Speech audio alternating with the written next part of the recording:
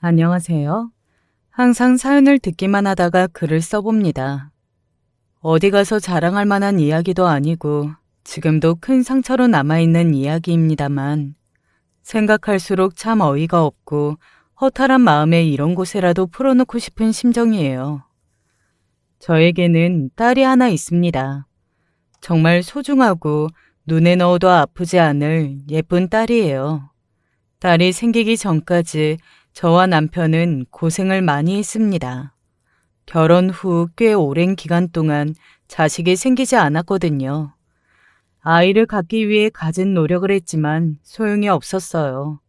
각고의 노력 끝에 겨우 생긴 첫 번째 아이는 임신 3달 만에 유산이 되었고 두 번째 아이도 임신 중기에 세상을 떠났습니다. 두 아이를 그렇게 하늘로 보내고 참 많이도 울었어요.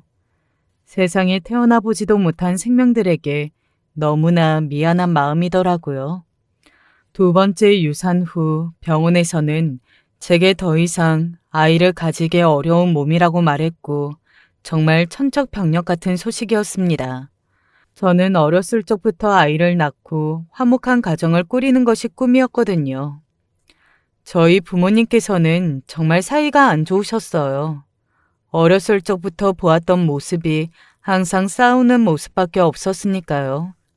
아버지는 매일같이 술을 마시고 들어오셔서 어머니를 때렸고 어머니는 그런 아버지에게 소리를 바락바락 지르시며 반항하시다가 얼굴에 피멍이 들 때까지 맞고 나셨습니다. 두 분이서 그렇게 싸우실 때마다 저는 방 안에 들어가서 아무것도 모르는 척 혼자서 그림을 그리거나 책을 읽었어요. 물론 집중이 될 리가 없었습니다. 방 밖에서 들려오는 고함 소리, 뺨을 때리는 소리, 물건들이 부서지는 소리가 너무너무 무서웠고 저러다 어머니가 돌아가시는 게 아닐까 생각하기도 했어요. 당시 제 머릿속의 아버지는 충분히 어머니를 죽이고도 남을 사람인 것 같았거든요. 아버지께서는 평소에는 참 다정하신 분이었는데 술만 마시면 완전히 다른 사람이 되셨어요. 매일같이 어머니께 소리를 지르시고 폭력을 휘두르셨죠. 술이 깨고 나서는 너무나 미안하다. 다시는 그러지 않겠다며 어머니 앞에서 무릎을 꿇고 사과를 하셨고 어머니께서는 지켜지지 못할 약속임을 알면서도 그런 아버지를 받아주셨습니다. 아마 어머니께서는 아버지를 사랑하셔서 용서했다기보다는 저 때문에 그런 선택을 하셨던 것 같아요. 저를 아빠 없는 애로 키우고 싶지 않으셨어요. 어머니께서는 매일같이 온몸에 멍을 달고 사셨고 화장과 긴 옷으로 어떻게든 숨겨보려고 해도 주변 사람들은 모두 아버지의 폭력을 알고 있었습니다. 요즘에서야 가정폭력이 참 큰일이고 바보같이 참고 사는 여자들이 없어 이런 일이 드물다지만 그 당시에는 남편이 부인 때리는 일이 허다했어요. 주변 이웃들도 다들 폭력적인 아버지의 성향을 알고 있지만 쉬쉬하며 어머니에게 적당히 비위를 맞춰주라는 식이었습니다. 애 아빠가 조금 성질이 불같긴 하지만 그래도 술 깨면 사과도 하고 평소에 잘 챙겨주잖아. 남들도 다 그 정도 고충은 있다. 아빠 없는 애 만들 거 아니면 참고 살아야지 하며 오히려 어머니에게 참고 살기를 부추겼고 어머니께서는 매일같이 그 지독한 폭력을 견뎌내시며 살았어요. 방문 밖으로 들리던 그릇 깨지는 소리, 어머니의 울음소리와 아버지의 고함소리, 영겁 같던 시간이 끝나고 어머니께서는 매번 제가 깰까 숨을 죽이며 방 안으로 들어오셨습니다. 저는 애써 등을 돌리고 자는 척을 했어요. 어머니께서는 그런 저를 뒤에서 꼭 끌어안으시고는 소리 없이 우셨습니다. 저도 눈물이 흘렀어요. 아마 어머니께서는 제가 함께 울고 있다는 사실을 알고 계셨을 겁니다. 조금 더 나이가 든 후로는 제가 꼭 어머니의 불행의 원인이 된 것 같은 기분이 들었어요. 제가 없었으면 어머니께서는 저런 사람 곁에서 맞으며 살지도 참으며 살지도 않아도 되었을 텐데 내가 어머니 발목을 붙잡고 있구나. 나 같은 건 태어나면 안 됐었는데 하는 부정적인 생각들이 들었고 당연히 자존감도 몹시 낮았습니다. 성격도 소심했고 가정폭력 당하는 집 아이라는 소문이 돌아 학교에서 친구도 제대로 사귀지 못했어요. 그 시절에야 잘 사는 집 아이가 더 드물었으니 가난한 건 문제가 아니었지만 아버지께서 틈만 나면 술을 마시고 돌아와 밤새 애엄마를 때리는 집이란 건 동네에 소문이 쫙 퍼져 있었거든요. 반 친구들이 몰려와 제게 너네 엄마 진짜 맞고 사냐며 짓궂은 물음을 던지면 저는 아무런 대답도 하지 못하고 시뻘개진 얼굴로 도망만 다닐 뿐이었습니다. 그러던 어느 날 어머니께서 오늘은 학교에 갈 필요가 없다고 하셨어요. 왜요? 하고 물으니 오늘은 엄마랑 같이 놀러 가자고 하시더라고요. 어머니께서는 항상 새벽부터 일을 나가셨기 때문에 그런 일은 난생 처음이었습니다. 가기 싫은 학교도 가지 않고 게다가 몹시 좋아하는 어머니와 단둘이 놀러 나간다는 생각에 기분이 너무나 좋았어요. 어머니께서는 저를 데리고 시내로 나가 태어나서 처음 먹어보는 빵을 사주셨습니다. 요즘에서야 흔하게 먹을 수 있는 카스텔라지만 그 당시에는 부잣집 아이들이 아니면 구경도 하기 힘든 것이었어요. 허겁지겁 카스테라를 먹어치우는 저를 보며 어머니께서 어떤 표정을 짓고 계셨는지는 기억이 잘 나지 않습니다. 웃고 계셨을지 아니면 안타깝다는 표정을 짓고 계셨을지 어머니께서는 제 손을 잡고 시장을 구경하시다가 운동화를 하나 사주셨어요. 아직도 상표 이름까지 기억이 납니다. 학교에서 그나마 넉넉한 형편의 아이들만 신고 다니던 호랑이가 그려진 운동화였어요. 평소 저는 꿈에도 꿔볼 수 없는 물건이었고 너무나 기뻤습니다. 그러면서도 한편으로는 이상한 마음이 들었어요. 우리 집은 항상 볶음김치와 멸치만 반찬으로 도시락을 싸주실 정도로 가난한 형편인데 갑자기 돈이 어디서 나서 오늘은 나한테 이런 비싼 것들을 선물해 주시는 걸까? 어머니께서 오늘은 일도 안 나가시고 혹시 무슨 일이 생기신 건 아닐까? 어린 나이였기에 생각이 그 정도까지밖에 닿지 않았고 금세 다시 신발에 온 신경을 뺏겨 다음날 학교에 운동화를 신고 가 친구들에게 자랑할 생각으로 가득 찼습니다. 그러나 제가 그 운동화를 친구들에게 자랑하는 일은 평생 일어나지 않았어요. 저는 그날 이후로 한 번도 그 운동화를 신어본 적이 없거든요. 그렇게 어머니와 나들이를 마친 다음 날 어머니께서는 정말 거짓말처럼 사라져버리셨습니다. 그날 아침은 눈을 떴을 때 집안이 조용했어요. 어머니께서는 보통 제가 학교 갈 시간에 맞춰 저를 데려다 주시고 일하러 가시기는 했지만 가끔 바쁜 날에는 새벽부터 나가시는 일도 있었기에 그날도 어머니께서 새벽부터 일을 나가셨구나 생각했습니다. 그러나 뭔가 이상했어요. 어머니께서는 항상 새벽에 나가시면서 제 도시락을 머리맡에 두고 가셨는데 그날은 머리맡에 아무것도 놓여있지 않았거든요. 아무리 바쁘시더라도 제 도시락을 잊으실 리가 없었기에 이상한 기분이 들었습니다. 그때 아버지께서 문을 벌컥 열고 방 안으로 들어오셨고 아버지께서는 만취한 상태였어요. 아침부터 그렇게 취하신 아버지 모습은 처음이었기에 덜컥 겁이 났습니다. 보통 아버지께서는 아침에 일을 나가셨다가 술에 잔뜩 취한 채 저녁에 돌아오시곤 하셨거든요. 아버지께서 술에 취한 채 돌아오시면 그날은 반드시 어머니와 싸움을 했고 제게는 몹시 공포스러운 기억으로 남아 있었습니다. 저는 당장이라도 아버지께서 제게 소리를 지르시며 폭행을 휘두르실까봐 무서워 저도 모르게 뒷걸음질을 치며 몸을 덜덜 떨었어요. 아버지께서는 그런 저를 내려다보시더니 갑자기 눈물을 뚝뚝 흘리셨습니다. 지금껏 어머니께서 우시는 모습은 많이 봤어도 아버지께서 눈물을 흘리시는 모습은 처음이었어요. 아버지는 말없이 눈물을 훔치시더니 제게 다가와 저를 꼭 안아주셨습니다. 그리고는 제게 내가 다 잘못했다며 사과를 하셨어요. 언뜻 듣기에는 제게 하시는 말 같았지만 다시 생각해보면 아마 그건 본인 스스로에게 아니면 이미 떠나버린 어머니께 하신 말이 아니었을까 싶습니다. 아버지께서는 한참을 저를 껴안으신 채로 내가 미련했다, 미안하다 말을 되뇌이셨어요.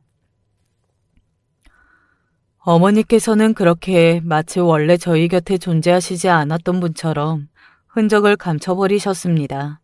그 누구도 떠나는 어머니의 모습을 보지 못했고 행방을 알지 못했어요. 어머니께서 떠나시기 전 마지막으로 제게 사주셨던 운동화는 그날 이후로 신어보질 못했습니다. 혹시라도 신고 나갔다가 닳기라도 할까, 더러워지기라도 할까 걱정이 되었거든요. 멀쩡한 신발을 방 안에만 두고 신주단지 모시듯 모셔놨었어요. 그 운동화가 꼭 저와 어머니를 연결해주는 마지막 끈 같다는 생각이 들었습니다. 아무 의미도 없는 신발이었지만 어머니가 그리워질 때면 그 신발을 껴안고 잠에 들고는 했고 나중에 나이가 좀 들고서야 그 신발에 대한 집착을 버릴 수 있었어요. 정확히 표현하자면 신발에 대한 집착이라기보다는 어머니에 대한 미련이었어요.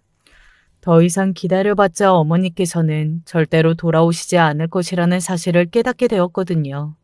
아버지께서는 그날 이후로 완전히 술을 끊으셨습니다. 그나마 불행 중 다행인 일이었어요.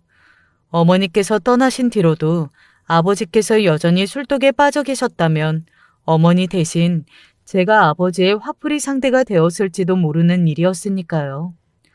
아버지께서는 적어도 제게 제대로 된 부모 노릇을 해야겠다고 생각하셨던 거겠죠. 어머니가 떠난 후로 어린 저를 돌볼 수 있는 사람은 아버지뿐이었으니까요.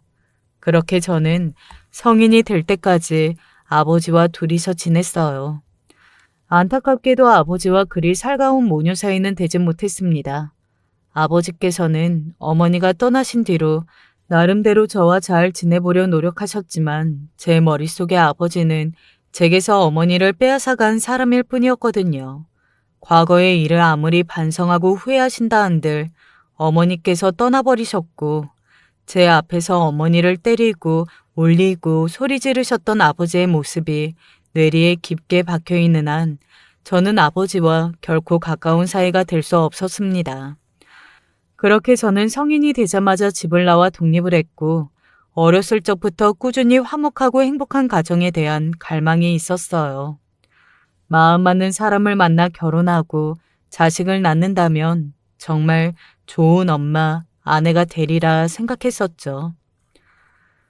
남편과 처음 만난 것은 지인의 소개였어요. 솔직히 말해 남편의 첫인상은 그닥 좋지 않았습니다. 남편은 상당히 무뚝뚝하고 말수가 적은 편이었거든요. 제가 생각했던 좋은 남편, 좋은 아빠는 다정하고 말투가 친절한 사람이었어요. 저희 아버지에게 보지 못했던 면을 저도 모르게 무의식 중으로 기대하고 있었던 것이겠죠. 그러나 남편은 제 머릿속의 이상함과 거리가 먼 사람이었고 처음에는 딱히 호감이 가질 않았습니다. 그러나 남편은 만날수록 참 괜찮은 사람이었어요. 말수도 없고 무뚝뚝하긴 했지만 속마음은 따뜻하고 정이 많은 사람이었고 무엇보다도 화목한 가정에서 자란 사람이었습니다. 남편의 부모님께서는 참 사이가 좋은 분들이셨어요. 언제나 서로를 위하고 평생 서로에게 의지하며 살아온 보기 좋은 부부의 표본이었달까요?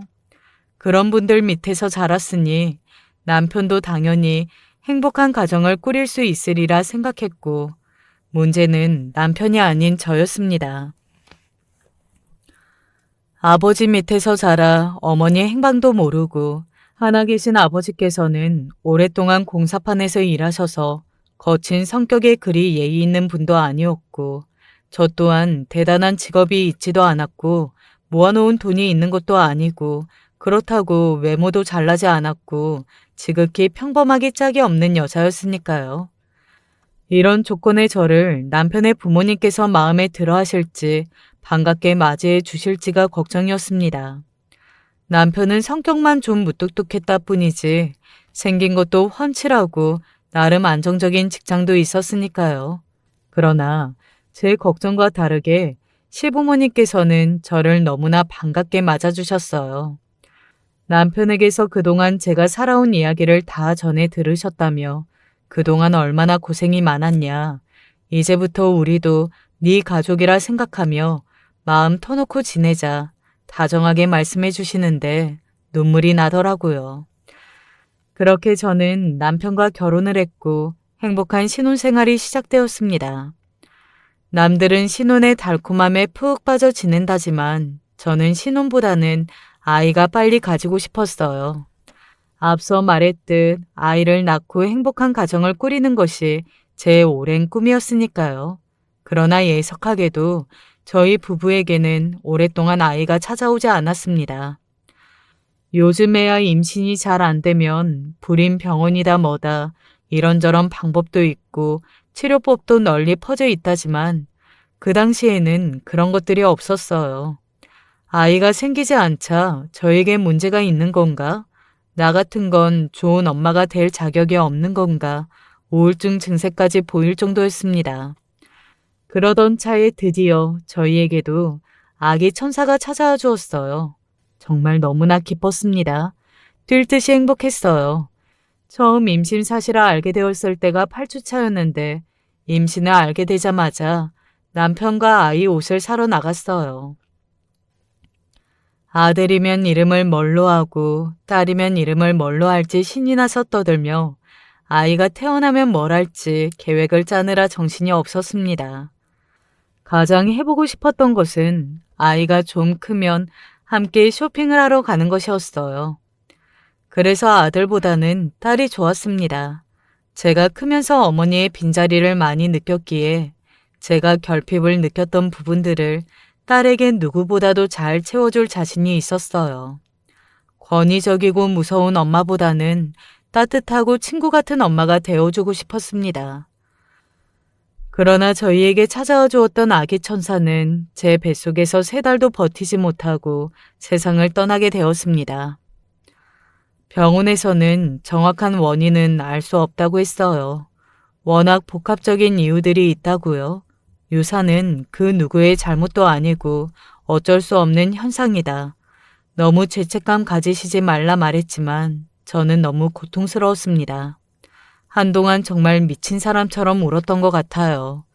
유산이 생각보다 자주 있는 일이라지만 그 일이 제게 찾아올 것이라고는 아무도 생각하지 않잖아요. 저 또한 오랜 노력 끝에 제게 찾아와준 아이가 이렇게 쉽게 저를 떠날 것이라고는 전혀 생각하지도 못했고 마음이 텅 빈 것처럼 공허했어요. 아이를 잃은 이후로 남편은 저를 위해 사두었던 아이 물품들을 모두 정리해 창고 한켠에 밀어두었지만 그렇다고 제 마음까지 정리가 되지는 않았습니다. 눈을 감으면 아이 생각이 났고 밤마다 잠에 들 수가 없었어요. 아무리 아이 생각을 떨쳐버리려 해도 마음대로 되지가 않더라고요. 밥을 먹다가도 남편과 이야기를 나누다가도 저도 모르게 눈물이 주르르 흘렀고 그런 상태가 오랫동안 지속되자 남편이 조심스럽게 정신과 상담 이야기를 꺼냈습니다. 당신 많이 힘든 거 알고 있어서 일부러 얘기 안 했는데 당신 말고도 그런 일 겪고 우울증 생기는 여자들 많대. 아이와 직접적으로 연결되어 있었으니까 나보다 훨씬 허탈함이 크겠지. 나도 그걸 잘 알고 있고. 그래서 시간이 더 필요할 거라고 생각했어. 그렇지만 더 이상은 마음이 아파서 안 되겠어. 혼자서 이러지 말고 병원에 가보자. 정신과라고 무조건 나쁜 거 아니야. 적어도 사람이 잠은 제대로 자야지. 남편이 무슨 마음에서 제게 그런 얘기를 꺼냈는지는 알고 있었지만 기분이 이상하기는 했어요. 저는 그저 아이를 제 마음속에서 보내주고 있었을 뿐인데 남들이 보기에는 병적일 정도로 느껴졌구나 싶더라고요. 그제서야 제 상태를 객관적으로 돌아볼 수 있게 되었습니다. 정신과를 찾는 대신 저는 그 다음 날부터 조금 더 활기차게 살아보려고 노력했어요. 안 좋은 생각이 들 때마다 단 과일들을 먹고 몸을 움직이고 사소한 곳에서 즐거움을 찾아보려고 했습니다. 남편도 그런 저를 옆에서 많이 도와줬어요. 제가 일상으로 돌아올 수 있게끔 노력을 많이 했죠. 그런 남편 덕분에 저는 얼마 지나지 않아 유산의 아픔을 딛고 일어설 수 있었습니다. 그와 비슷한 시기에 두 번째 아이가 저희를 찾아왔어요. 그러나 앞서 말했듯 이 아이도 임신 6개월 만에 유산이 되었습니다. 병원에서는 습관성 유산이 의심된다며 앞으로도 아이를 갖기 힘들 수 있다는 말을 전해왔어요. 정말 청척병력 같은 소식이었습니다. 첫 번째 유산 때와는 비교도 되지 않는 우울이 저를 찾아왔어요. 지금 다시 생각해봐도 그 당시에 저는 거의 미친 사람이었습니다. 매일같이 사용하지도 못할 아이 용품을 들여다보고 그걸 품에 안고 울고 텅 비어버린 배를 쓰다듬으며 아이 태명을 부르기도 하고 매일같이 그런 짓들을 하면서 시간을 보냈어요. 살림이고 남편이고 모든 게 뒷전이었고 중요하게 느껴지지 않았습니다. 제 잘못이 아니라고는 하지만 모든 것이 제 탓 같았어요. 내가 조금만 더 조심했었더라면, 음식을 가려 먹었었더라면, 몸을 조금만 덜 움직였었더라면, 이 아이가 세상을 떠날 일은 없었을 텐데, 아이와 함께했던 6개월가량을 떠올리고 또 떠올리고, 이미 다 지나가 버린 일들에 매달려 후회하는 제게 남편은 아이가 없어도 충분히 행복한 가정이 될 수 있다. 당신이 그렇게 아이를 원한다면 입양해 오는 방법도 있지 않느냐.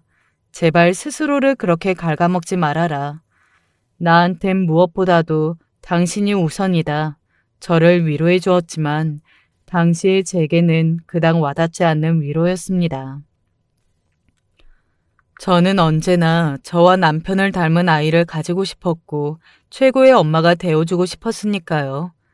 남편은 저를 말렸지만 저는 유산 후에도 끊임없이 아이를 갖기 위해 노력했어요. 거의 병적으로 임신에 집착했고 하늘에서 제 기도를 들어주시기라도 하셨는지 정말 기적적으로 또 임신이 되었습니다.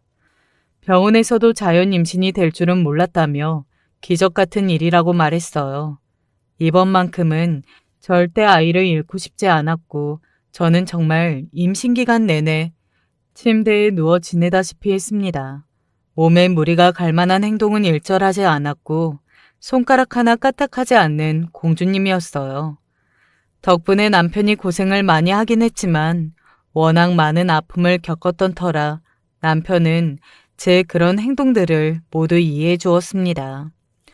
다시 생각해봐도 세상 유난이란 유난은 다 떨었던 것 같아요. 몸에 조금이라도 나쁜 영향을 줄 것 같은 음식은 아무리 먹고 싶어도 향도 맡지 않았고 철저하게 병원에서 권유한 대로만 몸을 움직였습니다. 조금이라도 태동이 느껴지지 않으면 불안한 마음이 차올랐기에 임신 말기에는 병원 바로 옆에 따로 숙소를 구해 지낼 정도였어요.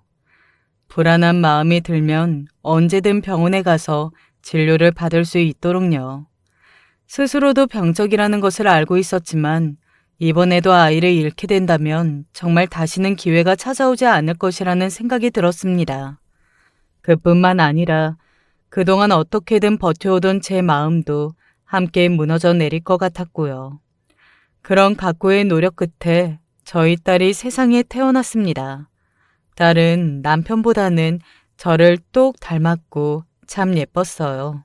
자랑은 아니지만 병원 간호사들도 신생아가 이렇게 예쁘기 힘든데 애가 너무 예쁘다면서 크면 한미모하겠다고 칭찬을 늘어놓았습니다. 제 눈에 안경이라고 하지만 최대한 객관적으로 판단하려고 해봐도 저희 딸은 공주님처럼 예뻤어요. 남들보다 말도 빨리 했고 걸음마도 빨랐습니다. 모든 부모들이 그렇겠지만 저는 정말 제 딸이 영재인 줄 알았어요.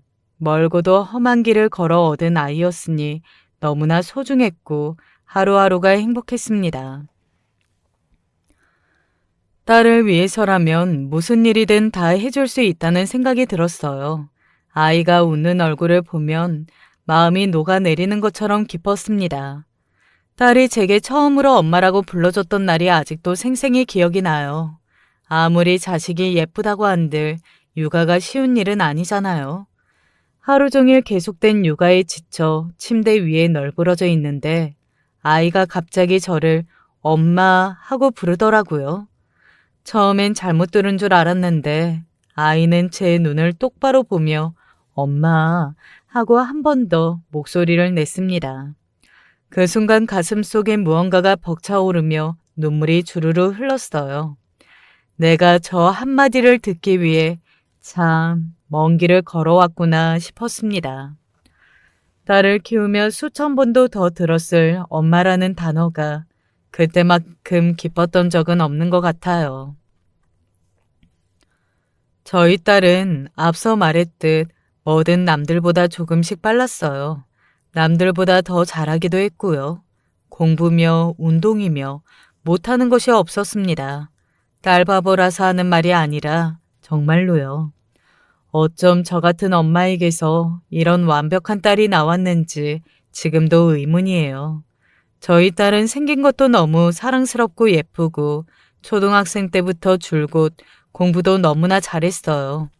사춘기 때도 사고 한 번 친 적이 없었고 언제나 말 잘 듣는 예쁜 딸이었습니다. 저는 그런 딸에게 좋은 엄마가 되어주기 위해 최선을 다했어요. 친구같이 다정하면서도 딸을 올바른 길로 이끌어줄 수 있는 엄마가 되기 위해 참 쉽지가 않더라고요. 눈에 넣어도 아프지 않을 소중한 딸이니 딸이 우는 모습을 보면 싫은 소리 한 번 하지 않고 오냐 오냐 키우고 싶은 마음도 들었지만 마냥 어리광을 받아주며 키우는 것이 좋은 엄마가 되는 길은 아니라 생각했습니다. 딸도 그런 제 마음을 알았는지 엇나가지 않고 항상 바른 아이로 자라주었어요. 고등학생이 된 딸은 여전히 반에서 1등을 놓치지 않았고 그 흔한 과외 학원 한 번 다니지 않고 오로지 혼자의 힘으로 이뤄낸 결과였습니다. 학원에 다니고 싶으면 말해라. 과외가 필요하면 구해주겠다.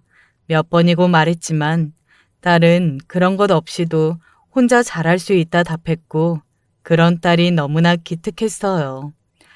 그리 넉넉한 경제 사정은 아니었지만 딸이 원한다면 빚을 내서라도 남들이 다 한다는 학원이며 과외며 지원해 줄 수 있었고 실제로 몇 번 딸에게 진지하게 물어보기도 했지만 저희 딸은 그런 것 없이도 언제나 훌륭한 성적을 받아왔습니다.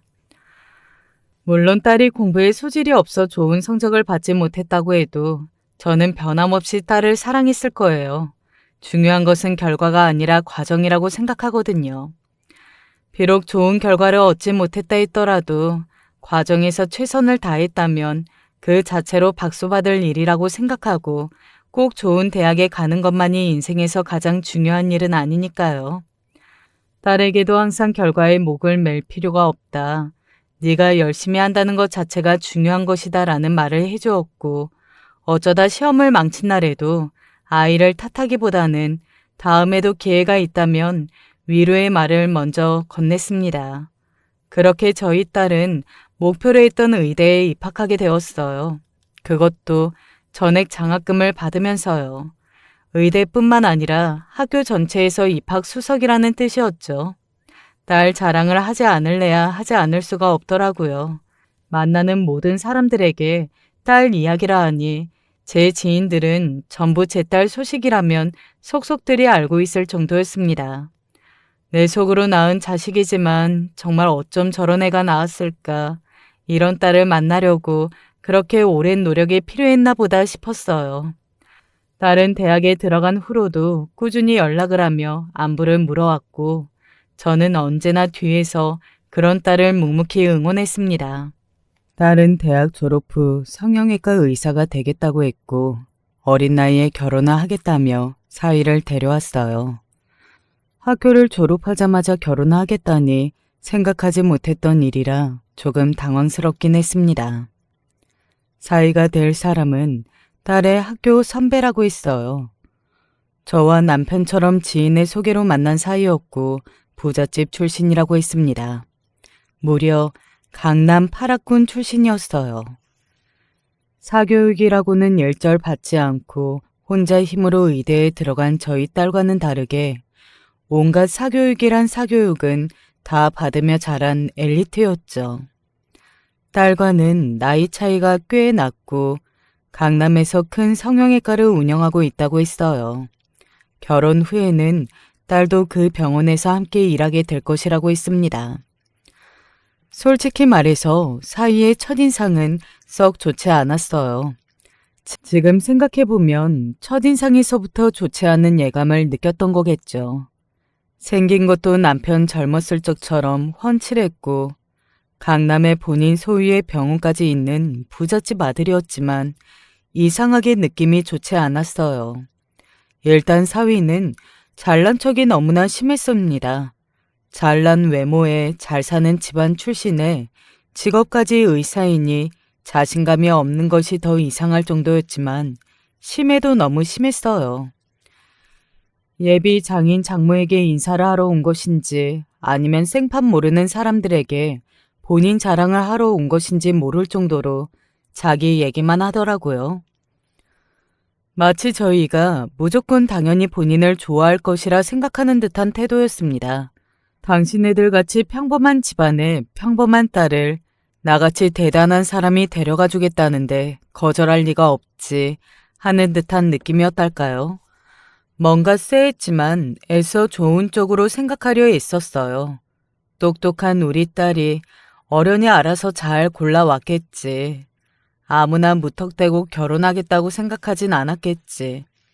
애초에 이렇게 어린 나이에 결혼을 하겠다고 결심했을 정도니까 상대에 대한 확신이 있었던 거겠지. 처음부터 반대할 마음은 없었지만 눈에 넣어도 아프지 않을 소중한 딸이다 보니 걱정이 많이 되기는 했습니다. 모든 걱정을 뒤로하고 결혼 준비가 시작되었고 상견례 때 만난 상대 쪽 부모는 제가 딱 예상했던 이미지였어요. 우리가 흔히 머릿속에 생각하는 부잣집 사장님, 사모님 느낌이었습니다. 풍기는 느낌도 사위랑 비슷했어요. 저희가 이 결혼을 반대할 것이라고는 전혀 생각하지 않았다는 듯이 이건 이렇게 진행하고 저건 저렇게 진행하자면서 일방적으로 본인들 이야기만 늘어놓더라고요. 이것저것 조건 따지지 않고 결혼시킨다면야 우리 쪽에서도 편하고 좋은 일이긴 했지만 기분이 조금 이상한 것은 어쩔 수 없었습니다. 그래도 아무래도 저쪽 집안 형편이 우리 집안과는 비교도 되지 않게 잘 사는 집이었으니 결혼 비용도 저쪽 집안에서 많이 될 거고 결혼식장을 찾는 손님들도 우리 가족들과는 차원이 다른 사람들일 테니 그냥 내내 하며 그쪽 의견을 따르기로 했어요. 한 가지 조금 의문이 들었던 것은 저쪽 집안에서 결혼을 조금 서두르려고 하는 느낌이 들었다는 사실이었습니다. 사위가 나이가 좀 있긴 하니까 서두르는 게 맞긴 할 텐데 과하게 서두른다는 느낌이 들었어요. 보통 결혼 얘기가 나오면 1년여쯤 뒤로 결혼식 날짜를 잡잖아요. 그런데 2달 후에 식을 올리자고 하시더라고요. 본인들이 아는 좋은 식장에 마침 예약이 비었다면서요. 2달이면 조금 이른 게 아닌가? 준비할 시간이 빠듯하지 않겠냐 물으니 본인들이 알아서 하겠다며 사도는 전혀 걱정하실 게 없다는 답이 돌아왔습니다. 잘 사는 집인 건 맞는지 사위 쪽에서 병원 근처에 고급 아파트까지 신혼집으로 준비해왔고 혼수도 전부 그쪽에서 부담했어요. 그러면서 예단 예물 같은 건 생략하고 애들끼리 잘 살게 하자 말하는데 거절할 이유가 없었습니다. 저는 강남의 부잣집이라고 해서 예물 예단도 의리의리 거창하게 할 것이라 생각했는데 꼭 그렇지도 않더라고요. 그 이유를 나중에 되어서야 알게 되었지만 말이죠. 그렇게 결혼식 날이 되었고 결혼식 장소는 사돈 측에서 원했던 서울의 예식장이었습니다. 저희가 살고 있던 지역은 서울에서 꽤 멀리 떨어진 곳이었기에 저희 측 하객들을 위해 버스를 대절하게 되었어요. 고맙게도 친구들이 많이 참여해 주었고 그 중에는 학창시절 내내 가장 친했던 친구도 있었습니다. 제게 남편을 소개해 주었던 친구였고 저와 비슷한 시기에 결혼을 했었어요. 서로 각자의 가정을 집중하느라 연락이 뜸했었고 친구의 딸이 변호사가 되었다는 소식만 전해 들었었습니다. 그 소식을 듣고 내 딸은 의사, 네 딸은 변호사라니 우리 자식 농사 한번 참 잘 지었다. 장난스레 얘기를 나눴던 것이 마지막 연락이었어요. 요즘엔 통 소식을 못 듣고 있었는데 멀리까지 결혼식에 와준다니 참 반갑고 고마운 마음이었습니다. 새벽부터 샵에 가서 화장도 받고 한복도 입고 한껏 꾸민 채 식장 앞에서 하객들을 맞이하고 있었는데 그 친구가 제게 인사를 걸어왔어요. 옆에는 변호사라는 딸도 있더라고요. 친구의 딸은 서울에서 변호사 일을 하고 있다고 했고 아마 소식을 듣고 어머니를 만날 겸 겸사겸사 결혼식에 방문한 것 같았습니다. 저는 몹시 반가운 둘을 맞이해 주었지만 친구의 딸의 표정이 어딘가 이상했어요. 제 옆에 서서 함께 하객들을 맞이하던 사위를 보더니 얼굴이 새하얗게 질려서는 친구를 끌고 인사도 제대로 마치지 않고 가버리더라고요. 왜 저러나 싶었지만 금세 다른 하객들이 찾아와 인사를 걸었고 하도 정신이 없었기에 사람들을 계속해서 맞이하느라 잠깐 들었던 의문은 금세 잊혀졌습니다. 곧 식이 시작될 시간이었고 혼주석으로 향하기 위해 식장 안으로 들어서려던 참이었어요. 아까 그 친구가 급하게 제게 달려와 손을 붙잡았습니다. 예, 미순아, 너 네 사위 될 사람 재훈인 거 알고는 있는 거지? 전혀 생각지도 못했던 이야기에 어안이 벙벙해 그게 무슨 소리냐 물었어요. 재혼이라니 전혀 들어본 적이 없는 이야기라면서요. 미순아, 저 남자 가정폭력범이야. 폭행 전과도 있어. 우리 딸이 저 남자 전부인 변호를 맡아서 했었어. 처음에는 헷갈렸나 싶었는데 확실하대. 전혀 모르고 있었던 거야? 이 결혼 절대 시키면 안 돼. 친구의 입에서 쏟아진 말이 처음에는 이해가 잘 가질 않았어요. 가정폭력범이라니? 폭행 전과라니? 솔직히 믿기지 않았습니다. 당장 1분 뒤면 결혼식이 시작할 텐데 이 결혼을 절대 시키면 안 된다니요. 너무나 혼란스러웠고 상황이 정리가 되질 않았어요. 게다가 친구 말만 믿고 결혼을 없는다니 그게 정말 맞는 행동인가 확신이 서지 않았습니다. 너 방금 한 말 책임질 수 있는 거야? 우리 사위가 가정폭력범에 폭행 전과가 있다고? 저 남자 정말 가정폭력범 맞아요. 제가 재판장에서 몇 번이나 봤던 사람인데 헷갈릴 리가요. 처음에는 솔직히 저도 믿기지 않아서 설마 했는데 세상에 이름도 직업도 외모도 똑같은 사람이 어디 있겠어요. 저 남자 진짜 지독한 사람이에요. 전 부인이 얼마나 맞고 살았는데요. 그렇게 변호에 돈을 처발랐는데도 가정폭력이 인정된 거 보면 말 다 했죠. 게다가 가정폭력건 이전에도 폭행 전과가 있더라고요. 화나면 아무렇게나 주먹 휘두르는 사람이라는 뜻이죠. 집안에 돈이 좀 있으니 무서울 게 없었던 모양이에요. 설마 이 모든 사실을 다 아시고 결혼을 하시는 걸까 싶어서 고민하다가 말씀드린 거예요. 근데 전혀 모르고 계셨다니. 이거 완전 사기 결혼이에요. 시작하기 전에 그만두셔야 해요. 단호한 친구 딸의 목소리에 그제서야 정신이 돌아오는 것 같았습니다.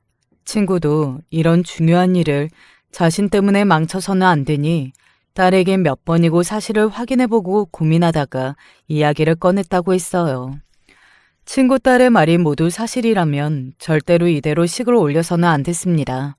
눈에 넣어도 아프지 않을 우리 소중한 딸이 가정폭력 전과자의 이혼남에게 시집을 가다니요. 그것도 아무것도 모른 채로요.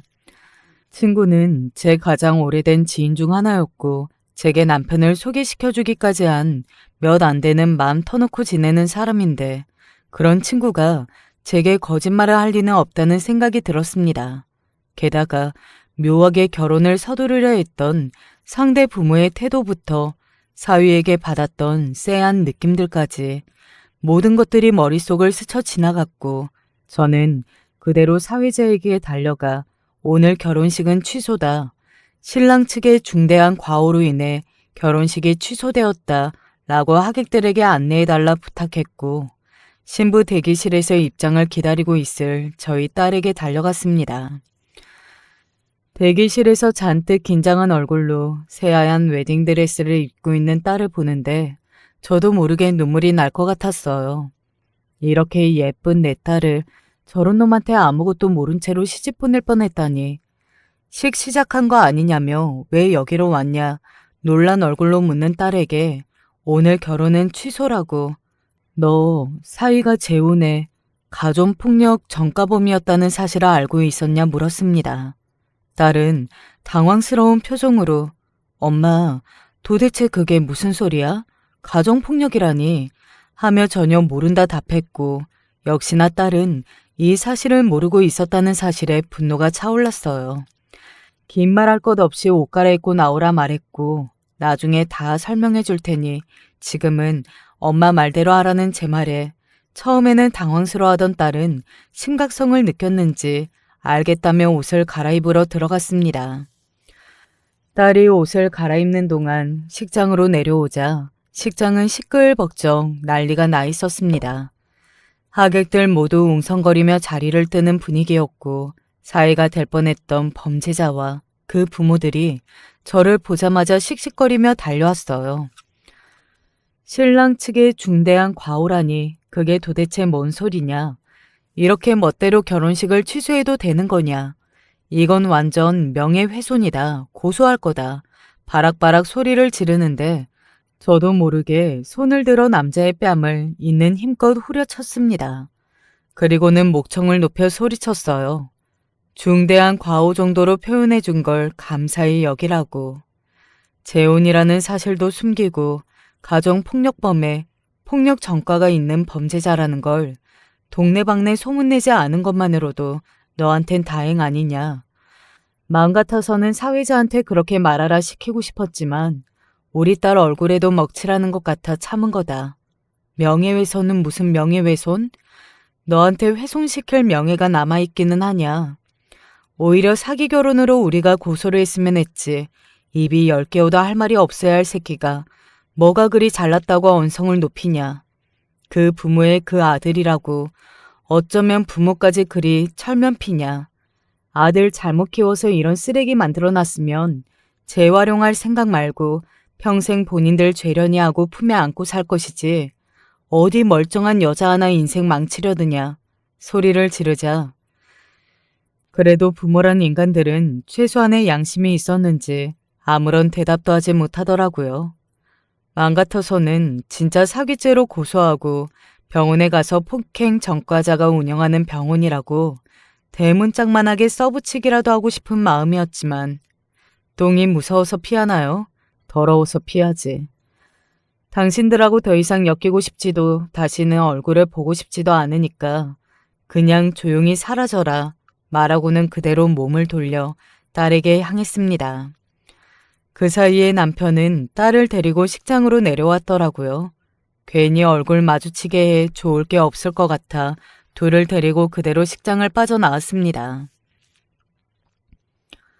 딸과 남편에게 친구가 있던 이야기를 들려주며 사실 네가 결혼하려고 했던 남자는 이미 한 번 결혼한 적이 있었다. 게다가 그 전부인을 때려서 가정폭력으로 이혼당했다고 한다. 가정폭력 전에도 폭행 전과가 여러 번 있었고 몹시 폭력적인 사람이다. 내게 그 모든 사실을 숨기고 급하게 결혼하려 했던 거다. 너 전혀 모르고 있었던 것이 맞냐? 평소에 그 남자에게 이상한 점 같은 거 못 느꼈냐 물어보니 딸은 몹시 충격을 받은 얼굴이었습니다. 평소에 조금 강압적이고 화가 나면 말을 함부로 하는 경향이 있기는 했지만 나쁜 사람은 아닐 거라 생각했다고 했어요. 처음부터 본성을 드러내는 사람이 어디 있겠니? 다들 처음에는 잘해주다가 점점 자기 성격이 나오는 거다. 전 부인하고 애를 못 낳았다고 하더라. 적당히 결혼하기에 나쁘지 않은 조건인 어린 여자 찾아가지고 본인 애를 낳게 하려던 거겠지. 나이가 좀 들수록 눈치도 빠르고 다루기 쉽지 않을 테니까.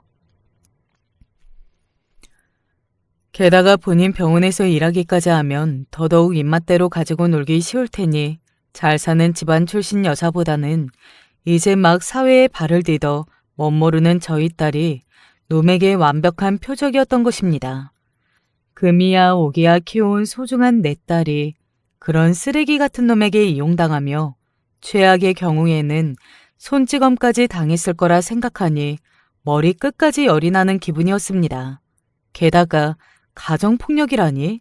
그 이야기를 듣자마자 솔직히 아버지가 가장 먼저 떠올랐어요. 지금은 거의 다 잊고 살고 있지만 가끔씩 악몽을 꾸기도 하거든요. 밤마다 방 밖에서 어머니께서 흐느끼며 우시던 소리, 아버지의 고함 소리, 물건 깨지는 소리. 그럴 때마다 숨을 몰아쉬며 자리를 박차고 일어나곤 했습니다. 이제는 다 커서 더 이상 무력하게 방에 숨어있던 어린아이가 아니지만 가정폭력에 대한 트라우마는 쉽게 잊혀지질 않았어요. 아직까지도 아버지를 용서하지 못하고 저를 떠나버리신 어머니를 그리워하고 있는데 다른 것도 아니고 가정폭력범이라뇨. 최악 중에 최악이었습니다. 천만 다행인 것은 아직 혼인신고를 하기 전이었다는 사실이었어요. 상대 측에서는 식을 올리기 전에 먼저 혼인신고를 하고자 했지만 저희 쪽에서 식장 들어가기 전까지는 모르는 거라고 신고를 계속해서 미뤘거든요. 딸은 마음의 충격이 컸는지 그날 이후로 한동안 방에 틀어박혀 나오질 않았어요. 그런 딸의 모습을 보며 정말 가슴이 너무나 아팠습니다. 딸도 참 복잡한 심정이었겠죠. 믿었던 사람에 대한 배신감과 그런 사람을 믿고 결혼하려 했다는 스스로에 대한 자책감, 부모에 대한 미안함, 후회와 끊임없는 원망, 부끄러움, 부정적인 감정의 응어리들. 저는 몇 번이나 그런 것들을 겪어왔던 사람이었고 그런 감정에 사로잡혔을 때 가장 중요한 것은 스스로 그 부정적인 감정을 이기고 벗어나려 하는 의지라는 것을 알고 있었습니다. 그랬기에 굳이 딸에게 힘내라 어째라 많은 말을 건네지 않고 스스로 그 상황을 극복할 수 있도록 딸을 내버려 두었어요. 그렇게 한참의 시간이 흐른 어느 날 딸은 평소와 다름없는 얼굴로 저희 앞에 나타났습니다. 엄마, 정말 고마워요. 엄마 아니었으면 나 정말 그 사람이랑 결혼했을 거고 아마 그 사람이 나한테 못되게 굴었어도 다 참고 살았을 거예요. 엄마랑 아빠 걱정시키고 싶지 않았거든요. 사실 그 사람 어느 정도 좋아하긴 했지만 진짜 없으면 못 살 만큼 사랑하진 않았어요. 일부러 결혼 서둘렀던 건 하루라도 빨리 안정적으로 자리 잡고 싶어서였어요. 그래야 엄마 아빠 마음의 짐도 덜어드릴 테고 나 같은 조건에 그런 남자 다시는 못 만날 거라고 생각했거든요. 너무 섣부른 판단이었던 거죠. 많이 충격적이고 배신감에 가슴이 아프긴 했지만 이제 괜찮아요. 쓰레기 잘 걸렀다고 생각하고 새로운 마음으로 다시 시작해보려고요. 그동안 걱정시켜서 미안해요. 엄마, 아빠. 애써 아무렇지 않은 척 말하려 했지만 딸은 결국 눈물을 흘렸어요. 어렸을 적부터 나이답지 않게 언제나 의젓하게 자라왔고 때 한 번 써본 적 없는 딸이 제 앞에서 눈물을 뚝뚝 흘리는 모습을 보니 가슴이 미어지는 것 같았습니다. 제 배로 낳았지만 어쩜 이렇게 속이 깊은 애가 낳았는지 시간이 흘러 괜찮아졌다고는 하나 분명 충격이 크고 힘들 텐데 애써 저와 남편이 걱정할까 울다가도 웃어 보이는 모습에 마음이 너무나 안쓰럽더라고요. 우리 딸 힘들면 힘들다고 말해도 돼. 우리한테는 기대도 되는 거야. 그게 부모의 역할이야. 한 번도 널 마음의 짐이라고 생각한 적도 없고 언제나 넌 우리의 행복 그 자체였어. 이번 한 번의 실수로 너를 원망하지도 않고 네 잘못이라고 생각하지도 않아. 그러니 너무 자책감 가지지 말고 훌훌 털고 일어났으면 좋겠구나. 우리한테 미안해할 필요 전혀 없어. 그러면서 딸의 등을 다독여줬니 딸은 그제서야 아이처럼 펑펑 눈물을 쏟아냈습니다. 그런 딸의 모습을 보니 저 또한 눈물이 났어요.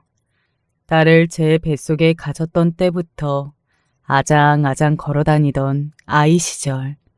학교가 끝나면 딸과 함께 자주 가던 분식집, 함께 쇼핑을 다니며 옷을 사주고 친구처럼 즐겁게 시간을 보냈던 추억들이 새록새록 떠오르더라고요.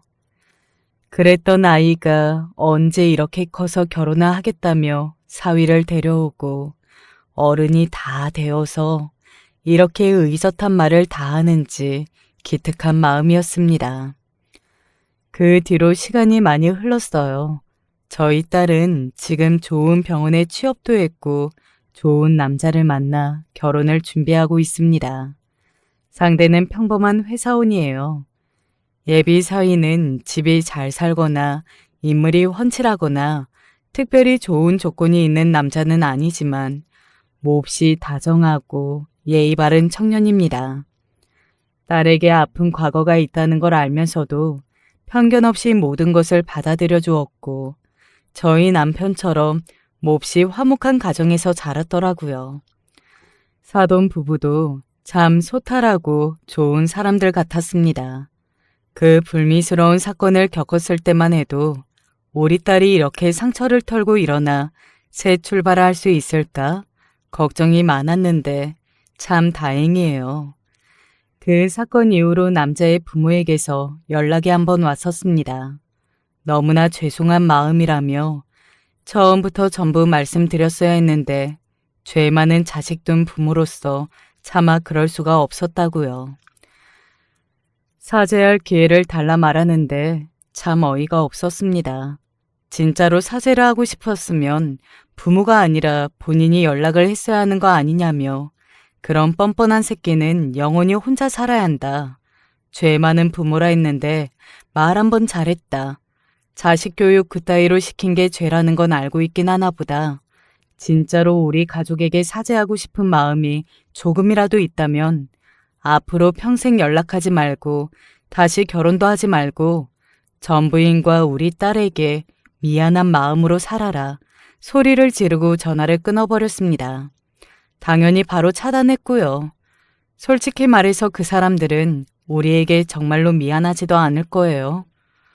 혹여나 제가 병원에 찾아가 깽판이라도 칠까 걱정되는 마음에 돈으로 입막음이라도 하려는 생각이겠죠. 그러나 저는 애초에 그럴 생각도 없었고 그 인간들에게 돈 같은 것을 받고 싶지도 않았습니다. 전에도 말했지만 똥이 무서워서 피하나요? 더러워서 피하지. 굳이 그런 쓰레기 같은 인간들에게 제 시간과 감정을 낭비하고 싶지 않거든요. 저희 딸도 이미 옛날 일 따윈 훌훌 털어버리고 새 출발한 지 오래고요. 딸이 지금의 사위를 만나기 전에 저한테 그런 말을 했었어요. 엄마, 나 결혼하지 말까 하고요. 결혼 안 하고 평생 엄마랑 아빠랑 살까 물어오더라고요. 아마 그런 일을 겪고 결혼이라는 것 자체에 의문이 들었던 모양이에요.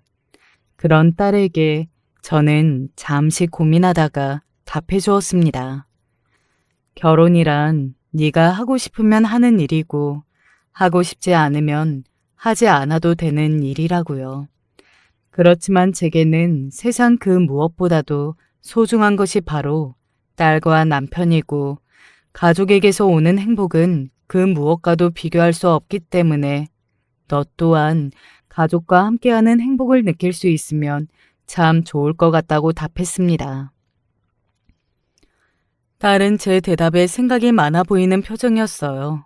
물론 우리 딸이 평생 시집 안 가고 엄마랑 같이 살면 엄마야 환영이지 하며 장난스레 덧붙이자 그제서야 딸도 웃어 보이더라고요. 딸은 제 앞에서는 괜찮은 척했지만 실은 그 사건 이후로 누군가를 만나 결혼을 할 수 있을까 스스로 의문이 많이 들었다고 했어요. 더 이상 사람을 쉽게 믿을 수도 없을 것 같고 이런 상처와 과거를 가지고 있는 본인을 진심으로 이해하고 받아들여줄 사람도 찾을 수 없을 것 같았다고 해요. 그러나 거짓말처럼 지금의 사위가 딸 앞에 나타났고 마음의 문을 열기 힘들어하던 딸의 곁에서 묵묵히 기다려주었기에 결국 딸도 사위와 결혼을 결심하게 되었습니다. 얼마 후면 결혼식인데 요즘 따라 마음도 싱숭생숭하고 옛날 생각이 많이 나네요. 이번 결혼식은 양가 친인척분들만 모시고 조촐하게 진행할 예정입니다. 상대 측도 예초에 거창한 결혼식은 원하지도 않았었고요. 그래도 결혼식이라 떨리는 건 마찬가지네요. 부디 별탈 없이 마무리되기를 바라는 마음입니다. 사돈 부부에게도 참 감사한 점이 많아요. 저희 가족에게 이런 상처가 있다는 사실을 알고서도 편견을 가지지 않고 저희를 대해주었고 결혼을 준비하는 과정에서도 저희 쪽을 많이 배려해 주시더라고요. 딸도 그런 사돈 부부에게 몹시 감사하고 있어요. 이전 결혼이 서로 간의 배려 없이 목적을 위해 만난 관계 같았다면 이번 결혼은 정말 한 가족이 되기 위한 준비를 하고 있는 느낌이랄까요? 저런 집안이라면 딸이 시집간 후에도 걱정 없이 지낼 수 있을 것 같다는 확신이 들었어요. 부디 딸과 사이가 저와 남편처럼 마음이 잘 맞는 부부가 되어 예쁜 손주들도 낳고 행복만이 가득한 나날을 보내기를 바라요. 우리 가족의 앞날에 언제나 축복만이 가득하기를 바라며 이야기 마치겠습니다. 여러분께서도 언제나 행복한 일만 있으시길 바라요. 감사합니다. 안녕하세요. 아들 셋 키우는, 아니, 이제는 둘 키우는 60대 주부입니다. 제 사연을 들려드리고 싶어서 막내 아들한테 키보드 치는 법을 배웠어요. 오타가 많을 테지만 보기 좋게 잘 정리해 주시리라 믿고서 제 이야기를 해보겠습니다. 저는 아주 일찍 남편을 잃었습니다. 첫째 아들은 4살, 둘째 아들은 2살, 막내 아들은 제 뱃속에 있어서 채 태어나기도 전이었죠. 등산을 좋아하던 남편은 매주 주말마다 일찍 채비를 하고 등산을 다녀오고는 했는데 그 전날 날이 굳어 비가 많이 왔는데도 불구하고 남편은 매일 가던 산이니 괜찮다고 하며 별다른 장비 없이 그냥 등산을 하러 갔습니다. 그런데 그날 실족사로 죽고 말았죠. 무뚝뚝하기는 하지만 그래도 가족을 위해서 열심히 일하는 가장이었던 남편을 한순간에 잃고 저는 막막한 앞날을 어찌 살아야 할지 눈앞이 캄캄했습니다. 저와 같은 나이대인 여성분들은 다 아시겠지만 그때는 지금처럼 여자가 깊이 공부를 하기가 힘든 시절이었고 결혼을 하면 남자들은 바깥일, 여자들은 집안일이라는 인식이 견고해서 돈을 버는 일은 남편들의 몫이었죠. 저도 배운 거 하나 없이 설거지, 청소, 빨래, 요리만 할 줄 알았던지라 아무것도 할 줄 모르는 몸으로 덩그러니 어린 아들 셋만 남은 그 상황이 너무나 두렵고 힘들었습니다. 어떻게 이겨내야 할지 몰라서 아들들 몰래 눈물을 훔친 적도 여러 번이었죠.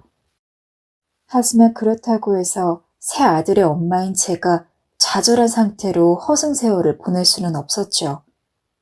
시골에서 살았던 저는 근처 이웃들의 도움을 받아서 농사를 하고 농작물을 장에 내다 팔면서 간신히 아들 셋을 키워내고 있었습니다. 절대 순탄치 않은 나날이었지만 아이를 키우는 엄마는 세상에서 제일 강하다고들 하죠. 저 입을 거, 저 먹을 거, 한 푼이라도 아끼고 모으니 어떻게든 내 식구 살아갈 정도는 되더라고요. 하지만 안타깝게도 최소한의 의식주를 제외하고는 모든 아들들에게 골고루 공부를 시킬 형편은 안 되어서 가장 나이가 많은 첫째에게만 지원을 해줄 수밖에 없었습니다. 문제집도 비싸고 아주 좋지는 않아도 대강 뭐라도 가르쳐줄 만한 학원을 보내려고 알아보니 한 달 학원비가 저희 네 가족 생활비랑 맞먹으려고 드니 도저히 세 아들을 다 챙길 수가 없더군요. 첫째는 물론 둘째와 막내도 공부에 많은 관심이 있었던지라 엄마가 돼서 아들하고 싶은 공부 하나도 제대로 지원 못해준다는 게 너무도 미안했습니다. 하지만 무리를 하고 싶어도 더 이상 할 수가 없어서 애써 그 미안함을 외면하고 첫째 하나에게만 집중한 결과 첫째는 시험을 보는 첫 해에 바로 의대에 입학을 하게 되었습니다. 첫째가 의대에 들어갔을 때는 의대 자체에 대한 기쁨도 있었지만 내심 이제부터는 둘째와 막내에 대한 지원을 할 수도 있겠다는 생각에 더 기뻤던 것 같습니다. 첫째가 20살이 되었을 적에 둘째는 아직 고등학생, 막내는 중학생이었으니 그때부터라도 노력을 한다면 조금이라도 하고 싶은 공부를 하게 해줄 수 있을 것 같았거든요. 하지만 그 생각이 깨어진 것은 첫째가 의대 합격을 알린 지 얼마 지나지 않은 때였습니다. 바보 같게도 입학을 하면 모두 끝난 것이라고 생각했지만 아직 등록금이 남아있던 거죠. 게다가 의대는 매 학기 학비도 일반 대학들과 달리 비싼 편에 속했기 때문에 오히려 그 전보다 더 둘째나 막내 아들을 챙겨줄 여력이 없었습니다. 그래도 어떻게든 해보려고 농사도 더 많이 하고 장에도 열심히 나갔지만 결국 대학에 보낸 것은 첫째뿐, 둘째와 막내는 대학까지 보내주지 못했습니다. 시간이 많이 지난 지금 생각해도 정말 천추의 한이네요. 조금이라도 더 풍족한 집에 태어났다면 아니면 능력 있는 엄마를 만났다면 둘째도 막내도 자기 하고 싶은 공부 마음껏 하면서 의대 간 첫째처럼 자기 나름대로의 길을 찾을 수 있었을 테니까요. 그래도 내심 저는 첫째가 둘째와 막내를 잘 챙길 거라고 생각하며 애써 그 죄책감을 떨쳐버렸던 것 같습니다.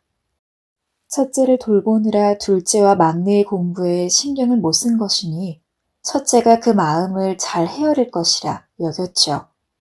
아들 셋 둔 엄마로서 장남에게 바라는 무리한 욕심이긴 했지만요. 그렇게 시간이 흐르고 흐른 뒤 첫째는 무사히 의대를 졸업했습니다. 그리고 서울로 완전히 올라가서 큰 종합병원의 의사로서 제 몫을 다해 살아가고 있었죠. 아픈 손가락이던 둘째와 셋째는 저를 도와서 함께 농사를 하고 장에서 물건을 팔았습니다. 사실 첫째가 의대를 졸업하고 나서는 둘째와 막내한테 제안을 했습니다.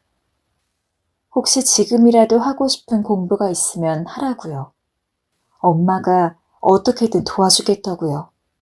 하지만 둘째와 셋째는 농사 짓는 것도 체질에 맞고 너무 행복하다면서 지금처럼 엄마 일 도우면서 사는 게 좋다고 말하더군요. 그 말을 듣는데 이놈들이 엄마 마음을 헤아려주는 건가 싶어 순간 주책맞게 눈물이 날 뻔한 걸 꾹 참았습니다. 아무튼 이해심 깊고 마음 착한 둘째와 막내와 밤낮 없이 일하면서도 가끔 멀리 있는 처제 생각이 나더라고요. 둘째와 막내는 매일같이 얼굴을 보지만 첫째는 아예 서울에 가 있으니 얼굴을 볼 일이 거의 없으니까요. 첫째는 일이 바빠 자주 연락을 하지는 못했지만 그래도 간혹 연락이 되어 잘 있냐고 물으면 병원 일이란 게 환자가 많아서 눈코 뜰 새도 없이 바쁘다고 하여 어미로서 내심 안심했습니다. 자기 몫을 잘하고 살고 있는 것 같아서요. 그러던 어느 날 첫째가 오랜만에 먼저 연락을 하더군요. 아이고 우리 아들, 웬일로 엄마한테 전화를 다 걸었어? 늘 제가 먼저 전화를 해야 간신히 통화가 닿았던지라 저는 첫째가 먼저 전화를 걸어주었다는 것만으로도 너무 기뻐 웃으며 물었습니다. 그러자 첫째가 조금 놀랄 소식을 전하였습니다. 결혼하고 싶은 사람이 있는데 다음 주 주말에 인사드리러 갈게요. 결혼할 사람? 첫째가 결혼 적기에 가까운 나이기는 했지만 평소 첫째에게 결혼 얘기를 들은 적도 없었고 강요를 하는 편도 아니었기에 너무 갑작스러웠습니다. 그래도 우리 첫째가 바쁘게 일하는 가운데 자신과 맞는 여자를 만났다니 기분이 좋았죠. 주말 아침 아들이 거의 도착했다는 소식에 부랴부랴 일어나서 준비해둔 국을 한 번 더 덮이고 상차림도 괜히 매만지면서 혹시 부족한 게 없는지 계속 살폈습니다. 이 정도면 예비 며느리 맞이하는 것 치고는 훌륭하게 준비된 것 같아서 조금 긴장되는 마음으로 기다린 지 10분쯤 되었을까요? 발걸음 소리가 들리길래 불이 나게 문을 열어줬더니 첫째와 첫째가 결혼 상대로 점 찍은 아가씨가 함께 들어오더군요. 저는 먼저 웃는 얼굴로 아가씨를 맞이했어요. 먼 길 오느라 힘들었죠? 반가워요. 그런데 그 아가씨는 저희 집을 몇 번 두리번 거리더니 인상을 확 찌푸리더라고요. 그리곤 아, 네 하며 인사 같지도 않은 인사를 하는데 순간 얼굴이 확 붉어졌습니다. 첫째가 데려온 아가씨는 딱 봐도 좋은 집에서 귀티나게 자란지라 이런 시골까지는 와본 적도 없는 것 같더라고요. 집안에 손 하나 가져다 대는 것도 굉장히 싫어하고 다 같이 앉아서 밥을 먹을 때도 숟가락이랑 젓가락이 깨끗한지 하나하나 살펴보면서 제가 한 밥도 먹는 둥 마는 둥 하고 그걸 보고 있자니 자존심이 상하면서도 한편으로는 첫째에게 미안한 마음이 들었습니다. 아무리 첫째에게 열심히 지원을 해줬다고 해도 부족함이 없었던 건 아닌지라 늘 가슴 한편에 짐이 있었는데 혹시 이 아가씨가 우리 집 형편을 보고 첫째와 결혼을 하지 않으려 하면 어쩌나 걱정이 되었거든요. 하지만 다행히도 첫째는 무사히 결혼을 했고 살림을 꾸릴 수 있었습니다. 한 번 정도는 첫째가 어떻게 사는지 궁금해서 가보려고 했는데 가려고만 하면 며느리가 이래서 안 된다, 저래서 안 된다고 하는 통에 결혼하고 반년이 넘도록 한 번도 가볼 수가 없었죠. 사정이 있겠거니 하고 아들이랑 며느리에게 건강한 반찬 해먹으라고 직접 캔 농작물들이라 주기적으로 택배를 붙여 보냈습니다. 그러던 어느 날 평소 일을 하면서 너무 무리를 했는지 무릎 관절이 시큰거리기 시작했습니다. 주기적으로 무릎 통증은 있었지만 며칠 쉬다 보면 나아서 이번에도 그럴 거라고 생각했는데 통증이 너무 심하길래 동네 병원을 가니까 상태가 너무 안 좋은 것 같다면서 큰 병원을 가보라고 하더군요. 그래서 둘째와 함께 첫째가 일하는 병원에 가서 진찰을 받으니 수술이 필요한 상황이라 했습니다. 다행히 첫째와 친한 동료 의사가 스케줄이 돼서 바로 다음 날 수술을 하기로 하여 그때 잠시 묵을 겸 처음으로 첫째 집에 가게 되었죠. 그런데 그날 전 첫째 집에 가게 된 걸 후회했습니다. 어쩐지 탐탁지 않은 눈으로 보는 며느리에게 인사를 하며 문을 열어서 들어가는데 바로 입구부터 발에 뭐가 채여서 보니까 제가 시골에서 보내준 농작물이 든 상자들이 있더라고요. 근데 농작물이 죄다 썩어 있었습니다. 심지어 보내준 지가 꽤 되었는데 줄어든 양은 하나도 없는 걸 보니까 냉장고에 보관도 안 하고 받은 상태 그대로 둔 것 같았습니다. 전 조금 충격을 받았어요. 아무리 그래도 안 먹을 줄은 몰랐는데. 그래서 조심스레 물었죠. 아가야, 이거 내가 접대 보내준 건데 하나도 안 먹었니? 아, 넣어둘 데가 없어서 그냥 냅뒀는데 썩었나 보네요. 나중에 정리해서 버릴게요. 그냥 냅두면 썩지. 힘들게 키운 농작물이 썩은 걸 보니 서운하기도 하고 마음이 아팠지만 며느린 제게 미안한 기색 하나 없었어요. 그저 손톱을 매만지며 어쩔 수 없는 일이라고 대답하더군요. 그 대답에 전 내심 서운한 기색을 감추곤 다음부터는 보내는 양을 조금 줄일 테니 받자마자 바로 냉장고에 넣어둬야 한다고 말하곤 넘어갔습니다. 그리고 집 안으로 들어서는데 며느린 제가 왔던 게 불편한지 대놓고 티를 내기 시작하더라고요. 어머니, 밥은 어떻게 하실 거예요? 밥? 아이 글쎄, 뭐 편하게 나가서 먹어도 되고 나는 상관없단다. 그러면 저 혼자 먹고 와도 될까요? 어? 제가 놀라묻자 며느린 사실은 친구와 약속이 있었는데 어머니가 오시는 바람에 취소된 약속이라 하더군요. 그러면 잠시면 된다고 하더니 가방을 들쳐매고 밖으로 나가더군요. 하지만 며느리의 잠시만은 5시간이 넘게 걸렸고 저는 그날 며느리를 기리다 저도 밥을 제때 먹지 못하고 기분이 불쾌한 채 수술실에 들어가야 했습니다. 수술을 받고 다시 살던 곳으로 내려갔는데 몇 개월은 일을 쉬어야 한다고 해서 한동안은 둘째와 막내에게 농사일을 맡기고 누워만 있었습니다. 일이 많이 바쁠 텐데도 둘째와 막내는 틈틈이 저를 돌보러 일을 하던 중에도 자주 집에 들렀죠. 그게 미안해서 더 빨리 나으려고 노력했던 것 같습니다.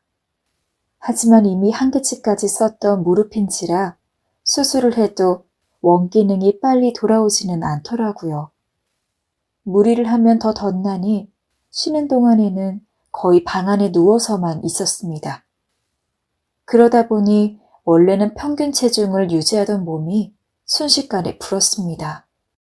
그래도 다시 예전처럼 움직이면 금방 빠질 거라고 생각하고 가만히 있기를 3개월쯤 했을까요? 이제 슬슬 움직여도 괜찮을 것 같다는 생각에 둘째와 막내의 만류에도 불구하고 몸을 일으켜서 다시 농사를 시작했는데 일주일이 채 되지 않아서 관절 수술을 했던 무릎이 또 시큰거리기 시작했습니다. 놀라서 다시 일을 멈추고 쉬었지만 통증이 이어지더라고요. 하는 수 없이 저는 미안한 마음으로 첫째에게 전화를 하여서 통증을 호소했어요. 영준아, 이제 일을 해도 괜찮을 것 같아 다시 일을 했는데 또 무릎이 아프구나. 일을 어쩌면 좋니? 엄마, 내가 일 좀 쉬라고 했잖아요. 수술한 지 얼마나 됐다고 벌써 일을 해요? 아, 진짜 안 그래도 신경 쓸 거 많은데. 알았으니까 나중에 병원 와봐요. 아, 그래, 알았다. 시간 뺏어서 미안하다. 얼른 끊어라. 첫째가 화를 내는 통에 저는 미안하다고 거듭 사과까지 하며 전화를 끊었습니다. 아픈 사람은 저인데 순식간에 죄인이 된 기분이 들었어요. 그리고 이후 병원에 들려보니 재수술을 해야 한다고 하더라고요. 수술 전까지 입원을 해야 해서 이번에도 어쩔 수 없이 첫째 아들네에 하루 묵어야 했지요. 하지만 저번 일도 있었던지라 마음이 불편했습니다.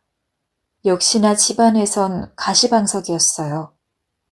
가만히 앉아있기 좀 그래서 일어나려고 해도 며느리도 첫째도 신경질적으로 움직이는 게 더 방해된다고 하니 저는 꼼짝없이 방에만 있었죠. 흰벽만 쳐다보면서요. 그렇게 저녁까지 시간이 흘렀습니다. 첫째가 방에 들어와서는 나가서 저녁 먹는 게 어떠냐고 하길래 좋다고 했죠. 며느리한테 이야기하고 온다며 1시간쯤 뒤에 출발하자고 해서 그러자고 하고 침대에 누워 있었는데 문득 물이 마시고 싶더라고요. 부엌에서 물 한 컵 뜨는 것쯤은 괜찮을 테니 조용히 방문을 열고 나갔는데 거실쯤에서 말소리가 들렸습니다. 제가 묵고 있던 방은 거실에서 꺾어져 들어가야 있기에 첫째와 며느리는 제가 방에서 나왔는 줄 몰랐나 보더라고요. 괜히 방해하기 싫어서 더 소리를 죽이고 거실을 지나서 있는 부엌으로 가려고 했는데 너무나 충격적인 이야기가 들렸습니다. 여보, 내가 이런 말은 안 하려고 했는데 진짜 솔직히 어머니 차림도 좀 그렇고 살도 엄청 찌셔서 누가 볼까봐 쪽팔려. 자기도 의사고 나도 의사인데 의사 부부든 시어머니가 그래도 좀 고급스럽고 우아해야지. 저게 뭐야. 그냥 시골 아줌마 같잖아. 알았어. 화내지 말고. 그리고 어머니 오는 날도 좀 없었으면 좋겠어. 눈치 보이게 이게 뭐야. 나 외식 좋아하는 거 자기도 알잖아. 근데 어머니 때문에 마음 놓고 외식도 못하고. 수술 때문에 어쩔 수 없이 오시는 거니까 좀만 참자. 이제 더 오실 일 없을 거야. 응? 오늘은 그냥 시켜 먹고 외식은 엄마가 하고 우리 둘이 오붓하게 하자. 내가 근사한 레스토랑 예약해둘게.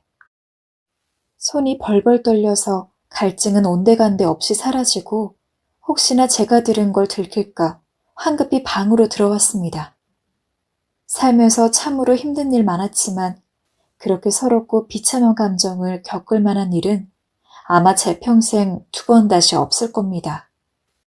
일찍 남편을 잃고 억척스럽다는 이야기까지 들어가며 어떻게든 내 자식만이라도 잘 키우려고 심지어 첫째는 둘째와 막내에 대한 미안함까지 애써 외면해가며 제 모든 걸 쏟아부어서 키운 자식인데 며느리의 오만방자한 말은 꾸짖기는커녕 동조하고 달래는 데만 애를 쓰는 것을 보니 이래서 자식 새끼 키워봤자 소용없다는 소리가 나오는 거구나 싶었습니다.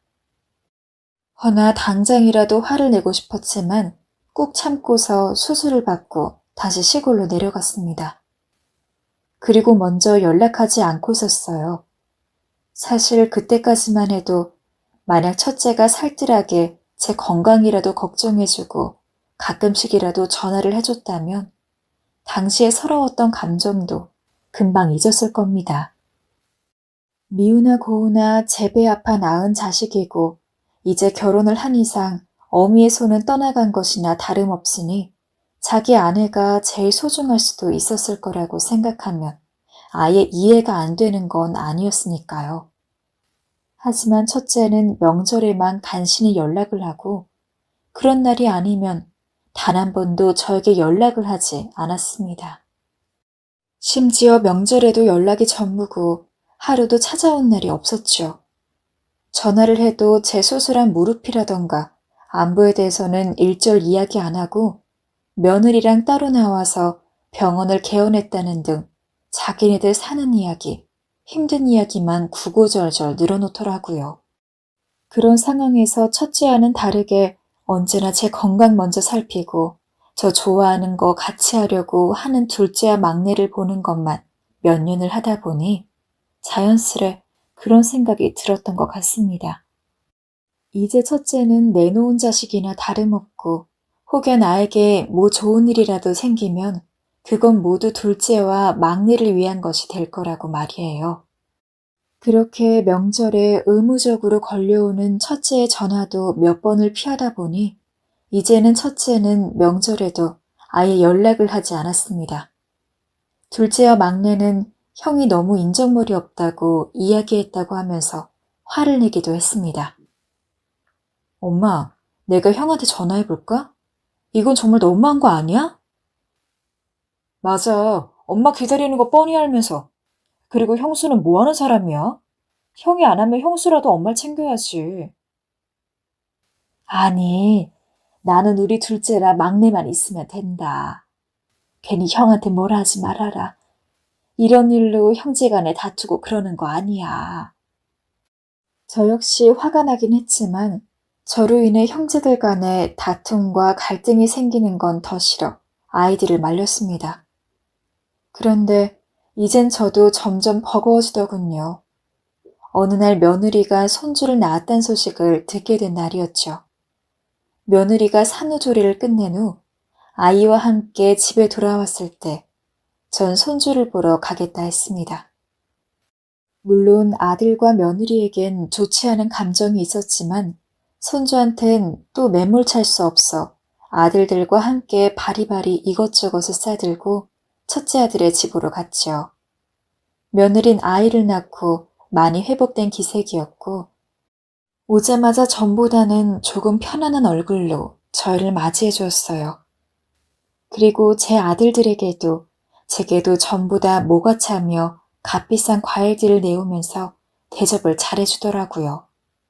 아이를 낳으면 사람이 변할 수도 있다는 말이 있듯 며느리에게도 그것이 적용된 건지 모르겠지만 모쪼록 조금은 바뀌어 보였어요. 손자는 너무 천사 같고 예뻤습니다. 마치 제 아들의 어린 시절을 보는 것처럼 큰 눈동자며 오똑한 코며 아들을 많이 닮아 있었는데 문득 손주의 얼굴에서 아들의 어렸을 때를 보며 아들이 이때 얼마나 착했는지 잠시 회상했네요. 때마침 큰애가 들어왔고 큰애는 오랜만에 동생들과 저를 보았음에도 반가운 기색 하나 없이 대충 인사를 했고 그저 밥을 찾으며 피곤한 얼굴로 앉았어요. 둘째와 셋째도 그걸 느낀 건지 불쾌한 얼굴로 큰애를 보았죠. 행여나 싸움이 일어날까 하여 제가 둘째와 셋째에게 그냥 형이 뭔 말을 해도 넘기라고 오기 전에 단단히 주의를 준 탓에 분란은 일으키지 않았지만 아이들의 표정이 좋지 않자 제가 불안해졌어요. 혹시나 이러다 싸움이라도 날까 싶어 저는 배달 음식을 시켜 먹고 밤이 늦기 전에 얼른 집으로 가자고 했지요.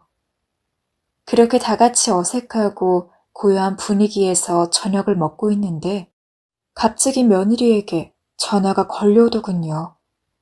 걸려온 전화는 중요한 전화인 듯 했고 전 제가 아이를 보겠으니 얼른 받으라고 했어요.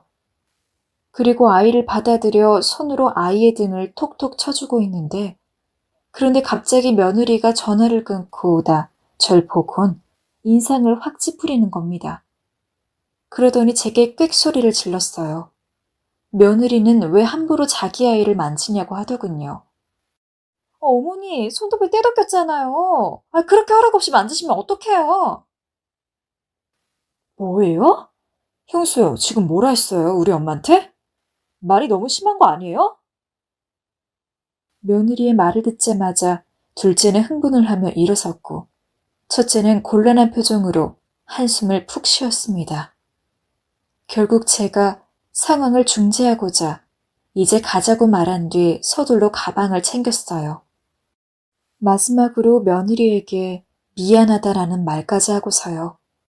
둘째와 셋째는 형수 제정신이냐며 고래고래 분을 뿜어냈지만 전 너무나 창피하고 부끄러운 마음에 얼른 갈 길만 재촉했네요.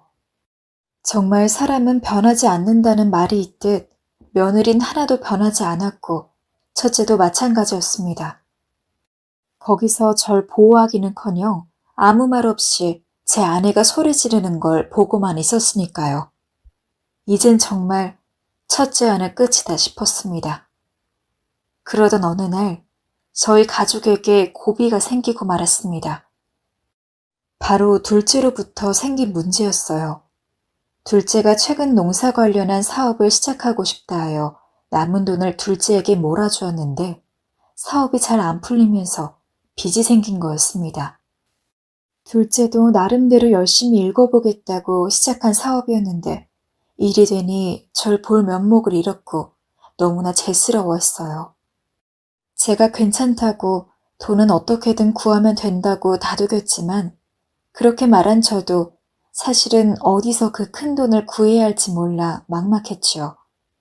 그러다 문득 첫째가 생각이 났습니다. 첫째에게 손을 벌리긴 정말 싫었지만 둘째를 생각하면 지금으로선 첫째에게 기댈 수밖에 없었죠. 둘째도 셋째도 첫째에게 전화하길 꺼려할 테니 제가 직접 첫째의 집으로 찾아갔습니다.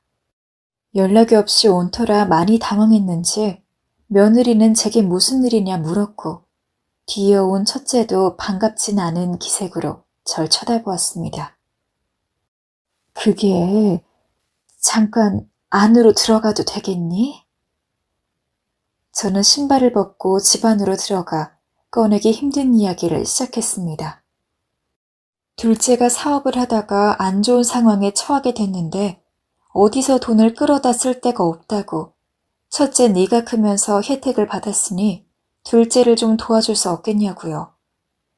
그런데 이야기를 들은 첫째의 표정이 점점 굳어지더니 한숨을 푹 내쉬었습니다. 이어지는 첫째의 말은 참 냉정하기 그지없었어요.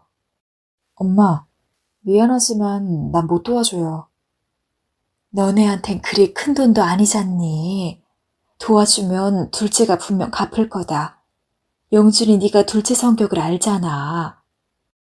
우리 먹고 살기도 빠듯하다고요. 사실 요즘 병원도 잘 안 되고 환자들도 없어요.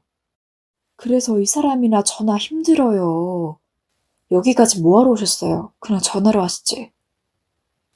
어떻게 안 되겠니? 이러지 마세요. 사람 곤란하게. 첫째는 마지막까지 애거라는 걸 외면하며 차비나 하라고 돈 몇 푼을 쥐어주었습니다. 그리고 다신 연락 없이 오지 말라는 말을 하더니 제 앞에서 문을 쾅 닫아버렸습니다. 순간 문 앞에 초라한 꼴로 덩그러니 있는데 울고 싶지 않았건만 너무 서러워 눈물이 앞을 가리더라고요. 집에 돌아와 보니 더 충격적이었던 건 둘째에게서 들은 이야기였습니다. 둘째의 표정이 너무 안 좋아 무슨 일이 있냐 물어보니 형수에게서 전화가 걸려왔다 하더라고요.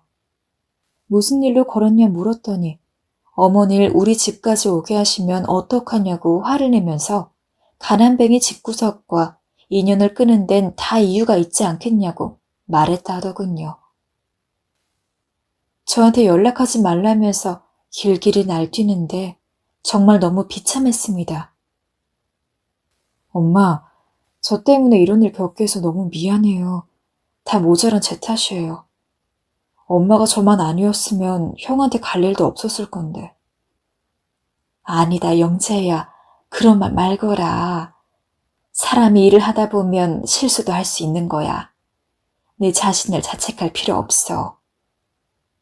아니에요. 모두 제가 부족한 탓입니다. 죄송해요. 둘째는 그 일로 더 자괴감에 빠졌고 생전 먹지 않던 술에 손을 대 우리를 걱정시키게 할 만큼 망가져갔습니다. 상심이 그만큼 깊었던 것이었지요. 첫째와 그 며느린 당연히 쌩하니 계속 모른 척했고요. 그 뒤 다행히 둘째가 빚진 돈은 셋째가 아는 사람을 통해 빌리며 위기는 모면했고 둘째도 다시 재기하면서 사랑구실을 하고 살 수 있게 되었습니다. 허나 사람이 준 상처가 어디 그리 쉽게 갈까요?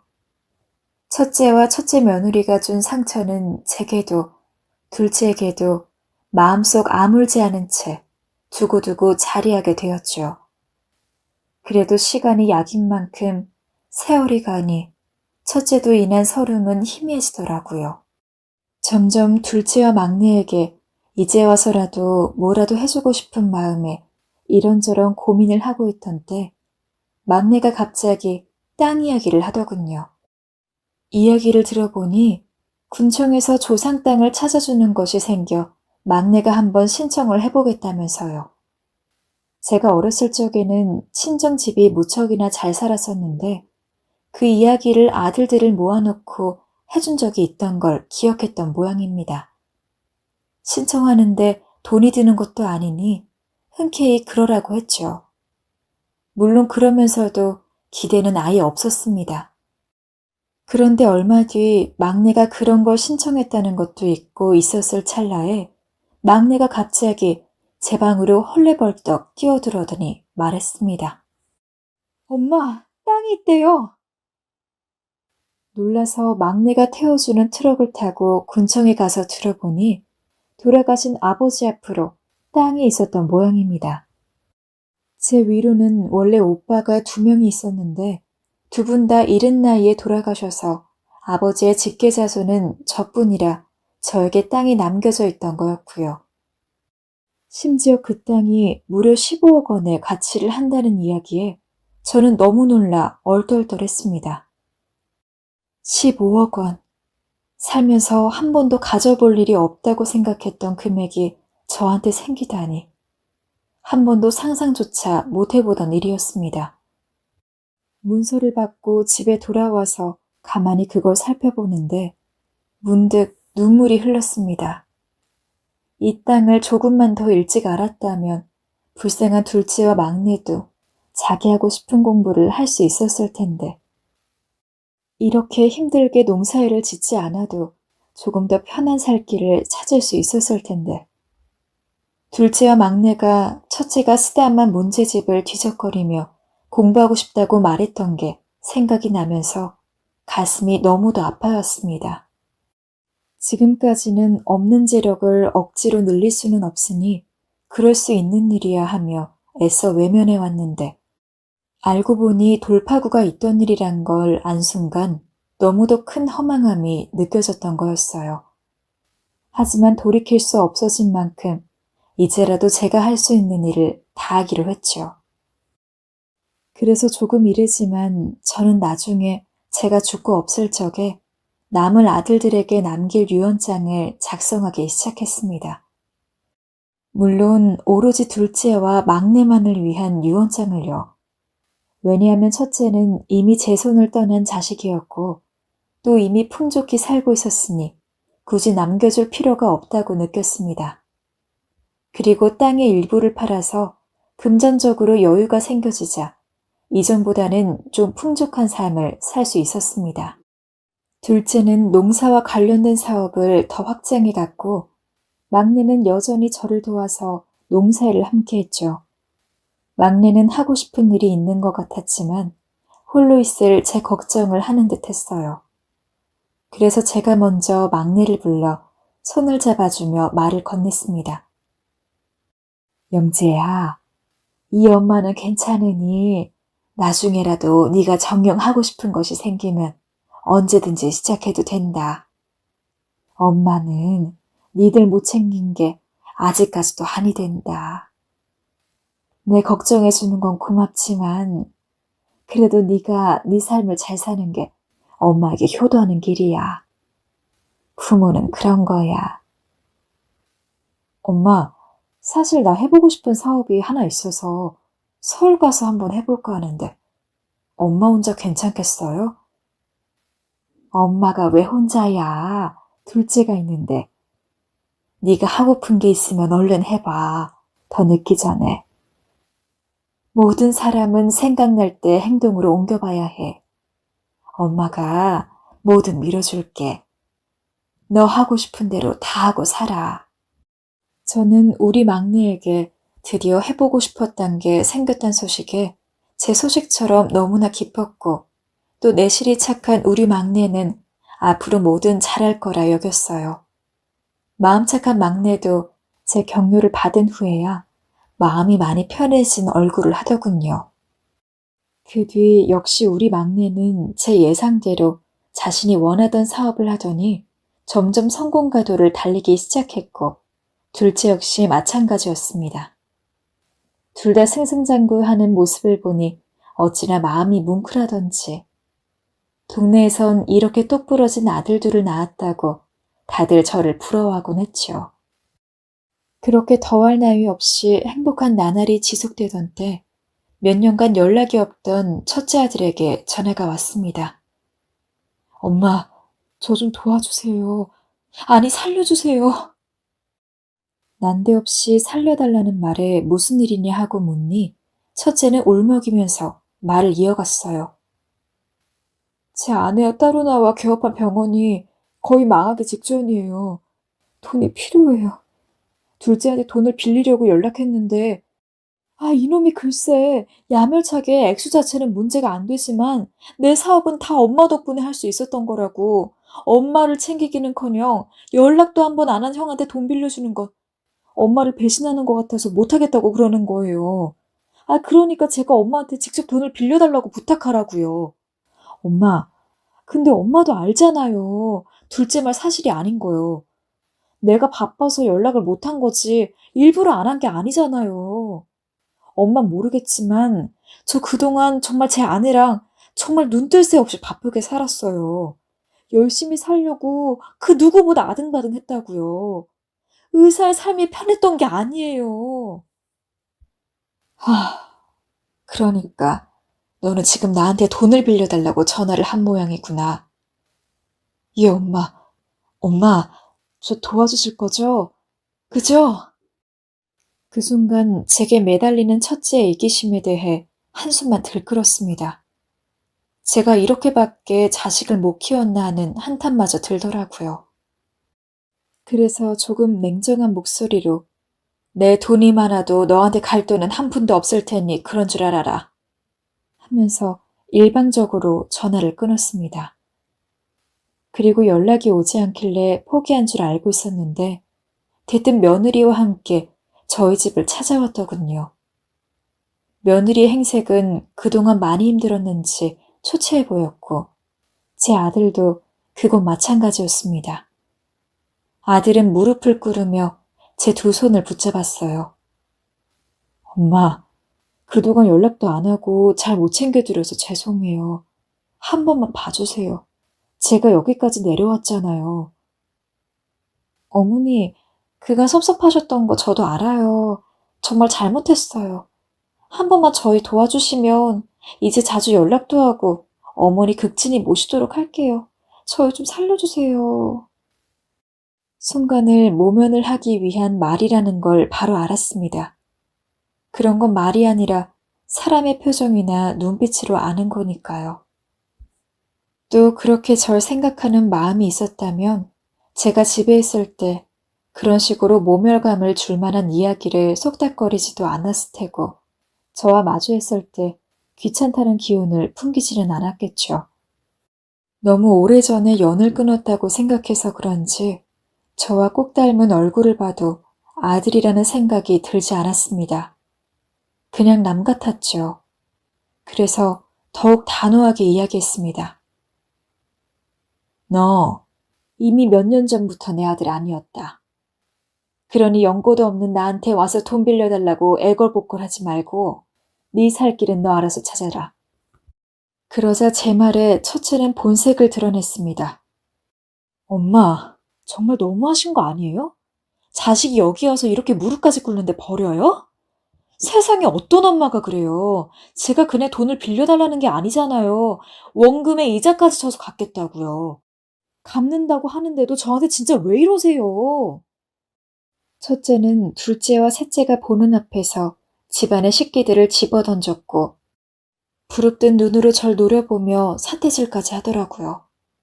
그 모습에 저도 둘째도 셋째도 모두 놀랐습니다. 며느리는 옆에서 그걸 보더니 잠시 첫째를 진정시키기 위해 다가가선 귀에다 뭐라고 속닥거렸고요. 저는 차분히 마음을 진정시킨 다음 첫째를 똑똑히 바라보았습니다. 인과응보라는 말을 잊었니? 둘째가 어려울 땐 한 번도 도와주지 않고 내겐 연락 한 번 안 터니 이제 와서 급하니 우리에게 돈을 빌려달라고? 내가 널 낳고 미역국을 먹은 게 한스럽다. 마지막으로 너한테 보여줄 게 있으니 이거 보고 가거라. 제가 꺼낸 건 바로 변호사한테 미리 공증을 받아둔 유언장이었습니다. 바로 둘째와 막내한테 제 전 재산을 똑같이 나눠준다고 써둔 내용의 유언장이요. 첫째는 유언장을 보곤 믿지 못하는 눈으로 그것을 바라보다 유언장을 든 손까지 부들부들 떨었습니다. 엄마, 이게 뭐예요? 확실하게 말해둬야 할 것 같으니 네게도 보여주는 거다. 봐서 알겠지만 네 몫은 없어. 엄마! 첫째는 그 자리에서 분통을 터뜨렸고 어떻게 자기 몫은 없냐고 이 돈을 지금까지 감춰왔던 거냐. 세 사람 모두 다 사기꾼이다. 하는 모욕적인 말들을 서슴없이 이어갔어요. 저는 첫째가 이렇게 나올 줄 알았기에 별다른 대응을 하지 않았고 대문을 열어주며 가라는 말만 반복했습니다. 첫째는 난리를 치다 제풀에 지쳤는지 엄마, 후회하실 거예요. 절 이렇게 대한 거. 후회하실 거라고요. 하고 떠나버렸습니다. 첫째는 그렇게 마지막까지 제 심장에 비수를 꽂는 말을 했지만 저는 무덤덤한 얼굴로 식기들을 치웠습니다. 이미 떠나간 자식, 저렇게 변해버린 자식 탓해봤자 아무 소용 없으니까요. 그리고 남은 둘째와 막내에게 이제 첫째는 내 아들이 아니니 혹여나 연락이 와도 절대 받지 말아라고 말했어요. 둘째와 막내도 제 이야기를 듣곤 알겠다며 어머니의 결정이 옳다고 모두 고개를 끄덕였습니다. 솔직히 그 이후 가끔 첫째 생각이 났습니다. 자식 새끼를 내 손으로 스스로 내칠 일이 있을 거라고는 상상도 못했으니까요. 그래도 내 손으로 씻기고 감싼 품 안의 자식이었고 소중한 내 새끼였으니까요. 하지만 꼭 필요한 일이었다고 생각하기에 후회하지 않으려고 합니다. 어려운 형편에 동생들 희생해가며 혼자 의대 보내 졸업까지 시킨 것만으로도 제가 할 수 있는 노릇은 다 했다고 생각해요. 그 복을 스스로 걷어찬 거죠. 그렇게 일을 모두 마무리하고 저는 제 두 아들들과 행복하게 잘 지내고 있었습니다. 그런데 여기서 문제는 끝이 나지 않더라고요. 바로 첫째가 상속 전문 변호사를 고용해 유류분 소송을 준비 중이라는 거였습니다. 첫째가 소송을 준비한다는 소식은 첫째가 변호사를 고용하기 위해 접근했던 변호사들 중 한 명이 바로 셋째의 친구 중 한 명이었는데 그걸 몰래 셋째에게 귀띔해 준 것이었죠.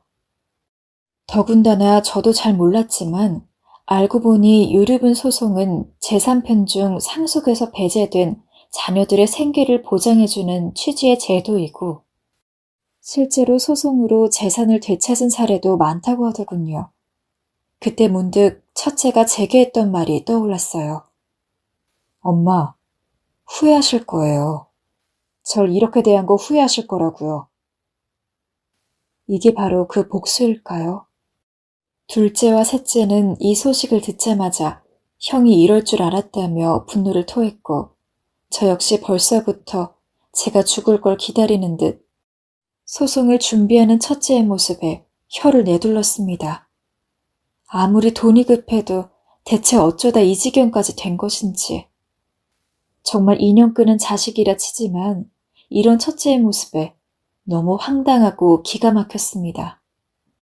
무엇보다 제가 죽고 나서 두 아들들이 소송에서 이기기 위해 또 전쟁을 벌여야 한다는 사실에 눈앞이 컴컴해집니다. 이제 사업으로 승승장구해 각자 살 길 찾아가고 있는 아이들인데 첫째가 발목을 이리 붙잡으니 어미로서 마음도 너무나 아픕니다. 정말 죽기 직전까지도 눈이 안 감길 것 같은 심정이에요. 앞으로 제가 어떻게 처신해야 좋을까요? 부디 현명하신 여러분들의 많은 조언과 격려 부탁드립니다.